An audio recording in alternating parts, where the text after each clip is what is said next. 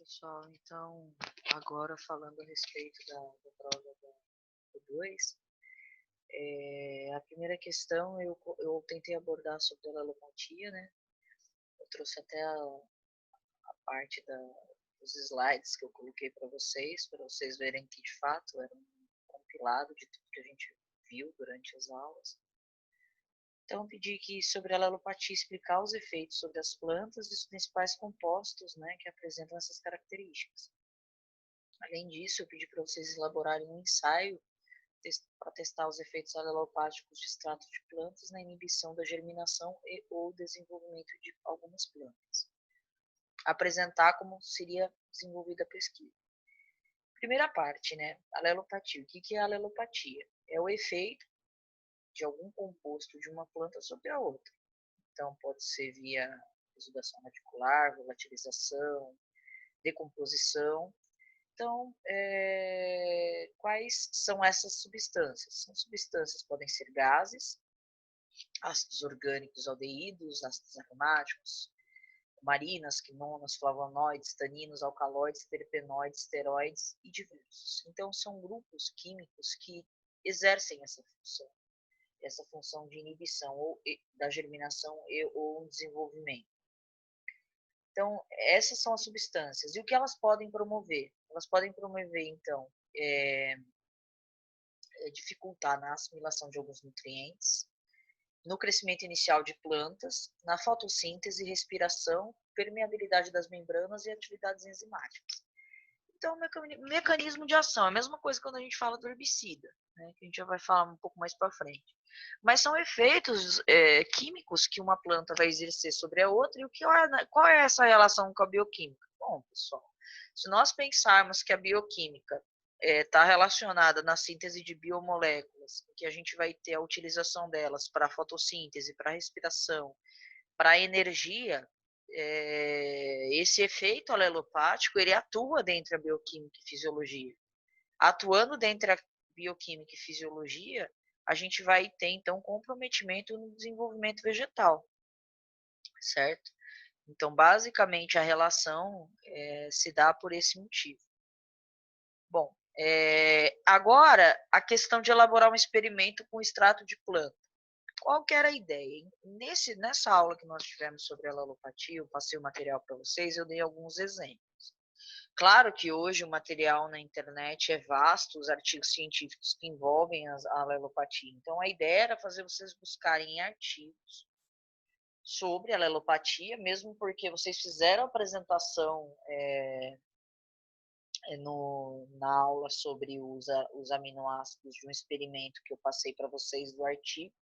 Então, a ideia era exatamente vocês buscarem o artigo ou elaborarem da forma como vocês bem entendessem sobre um experimento com fundamentação científica, ou seja, eu utilizar esses extratos de determinadas plantas para avaliar o efeito alelopático, por exemplo, na germinação de alguma planta que pode ser considerada invasora, ou supressão, então, ou então avaliar, de repente, o efeito de uma palha num sistema de plantio direto. Será que eu posso ou não posso utilizar, vamos supor, aveia preta, fazer avaliações de aveia preta sobre o desenvolvimento da cultura da soja, para ver se eu, fazendo esse sistema de rotação e sucessão de culturas, eu vou ter interferência da decomposição da palhada de aveia na germinação da soja,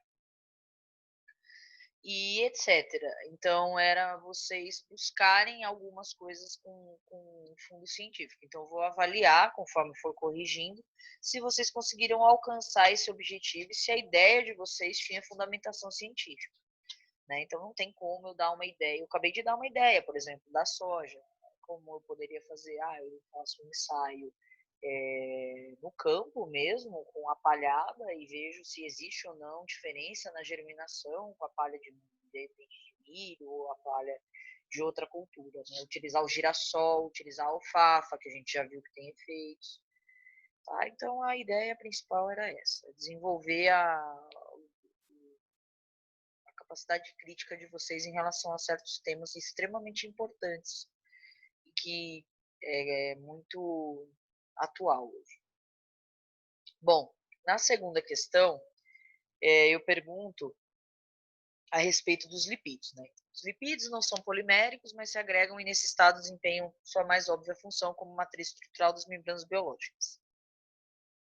Dentre as principais características dos lipídios estão as substâncias orgânicas, insolúveis em água, mas solúveis em solventes orgânicos, são chamados de ésteres de ácidos graxos.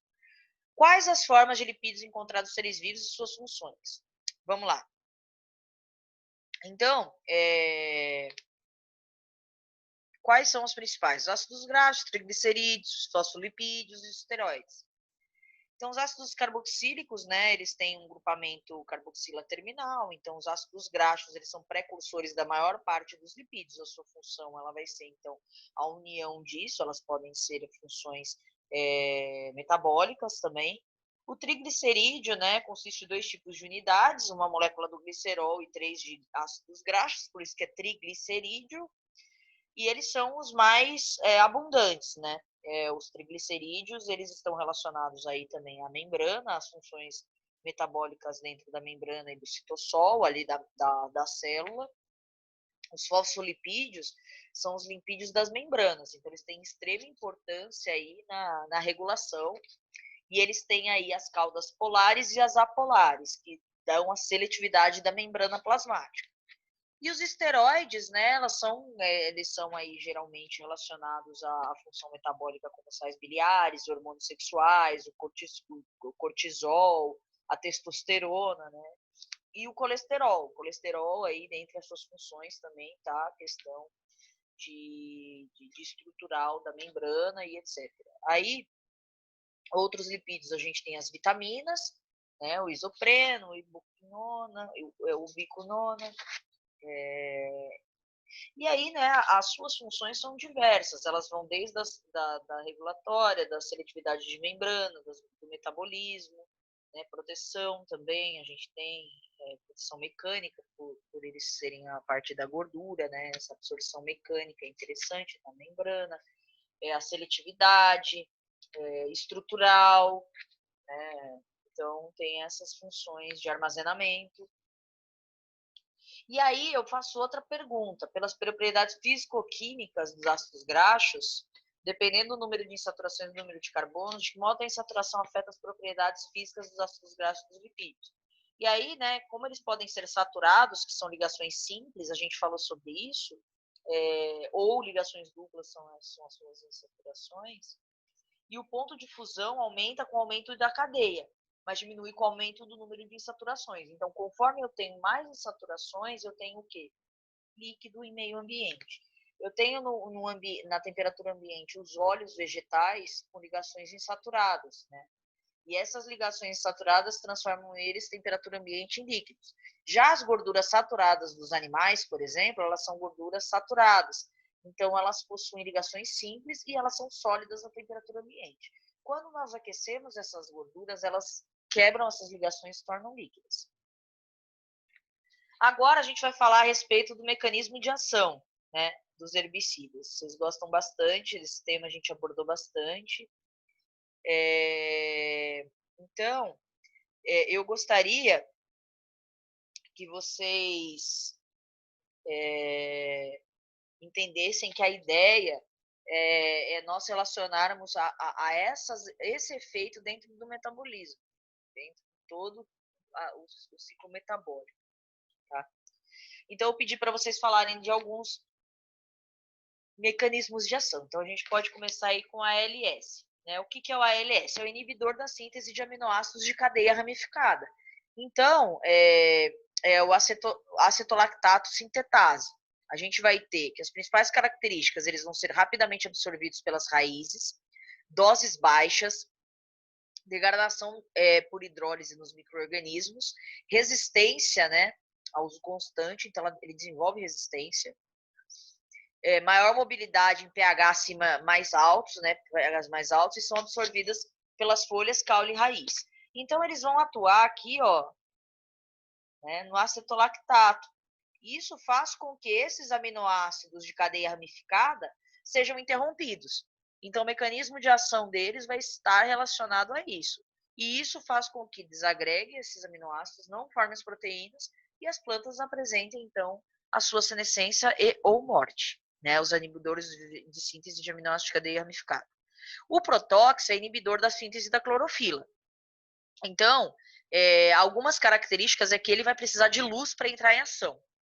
Vai atuar na radícula, caulinículos e folhas, não vai ter translocação, morrem rapidamente, são fortemente absorvidos pela matéria orgânica, ou seja, eles não têm atuação no solo, e são poucos lixiviados. Qual que é a área de atuação deles? Né? Por isso que é protóx, é no protoporfirinogênio, que é onde a gente vai ter a síntese de clorofila, e aí também a gente vai ter a atuação aí da destruição de a peroxidação. O que é peroxidação? É quando o peróxido de hidrogênio entra em ação, vira água oxigenada e destrói as membranas. Tá certo? O ACCase, então, vai ser um herbicida inibidor da enzima acetilcoenzima A carboxilase. Então, aqui, né, está relacionado também à síntese do quê? Dos lipídios, dos ácidos graxos, certo? Então, a gente vai ter que o acetilcolinesterase A mais o gás carbônico vai ter atuação. Então, não vai ter a formação do malonil, que é precursor do ácido graxo. Então, vai bloquear a síntese de lipídios, afetar a formação e a manutenção das membranas. Né? Então, ele tem algumas características aí também, principalmente a relação que não tem atividade no solo. Alguns herbicidas têm atividade no solo quando usados em doses mais altas. Então, a gente tem características que controlam gramíneas. A maior parte dela controla gramíneas.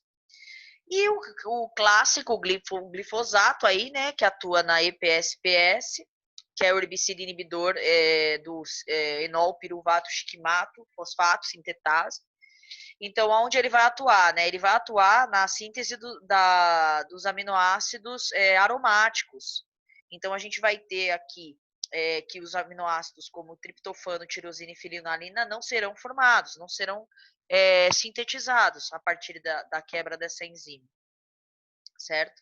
Então, eles também não têm atuação no solo, ele a partir de alguns dias de aplicação ele começa a senescer, né? Demora um tempo, porque ele vai ser translocado na planta, mas ele vai atuar, então, na síntese dos aminoácidos aromáticos. E a síntese do carotenos, né? Então, ele vai ter a atuação na síntese de carotenos. Então, qual vai ser a quebra aí, né? A gente vai ter, então, os carotenos sendo um dos pigmentos, a gente vai ter a quebra, então, né, dessas moléculas a partir da inibição deles.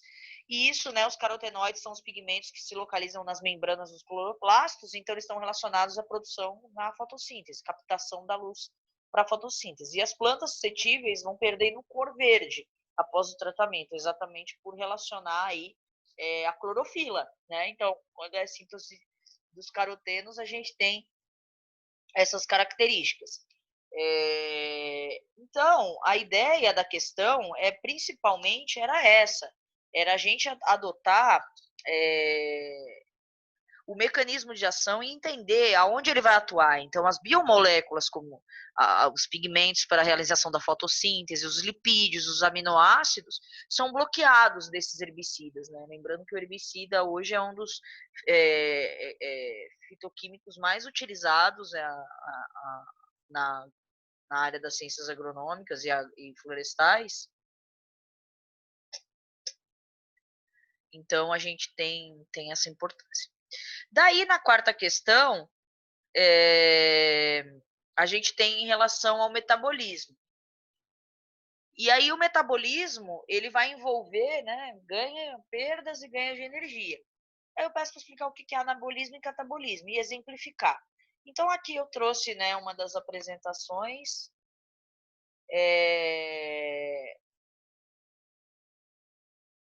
Algumas apresentações do catabolismo e anabolismo. E a gente vai ter... Então, pessoal, desculpem, travou aqui. Então, eu peço para vocês explicarem o que é o anabolismo e dar um exemplo. Então, o anabolismo, né, eles vão ser as reações responsáveis na formação dos compostos necessários para a reprodução, crescimento e a manutenção da célula. Tá? Então, o anabolismo vai ser a utilização, por exemplo, de moléculas simples, como açúcares, aminoácidos, ácidos graxos, para a produção do quê? Proteínas, lipídios, polissacarídeos, né? E isso tudo, geração de energia. A gente vai ter, então, a geração de energia a partir do NAD, do ATP, do FAD. E o catabolismo já são as reações que vão ser responsáveis pela quebra das macromoléculas para a liberação de energia em moléculas menores. Então, aí, o que a gente vai ter aqui, o catabolismo? O catabolismo ele já vai ser a quebra, né, das moléculas grandes, liberando moléculas pequenas e tendo essa energia. Então, entre as reações existe um fluxo de energia promovido por moléculas específicas. Agora, essa reação, ela vai envolver tanto a fosforilação da energia, assim como hidrólise também das moléculas, tá? A gente vai ter a hidrólise de algumas moléculas, a partir delas a liberação de energia. Então, o anabolismo é produção de moléculas para funções, catabolismo, quebra dessas moléculas para gerar energia e dar origem a unidades básicas. Beleza. Explique, olhando o mapa metabólico, a fotossíntese, o ciclo de Calvin, via glicolítica e o ciclo de Krebs, até chegar na biossíntese dos aminoácidos.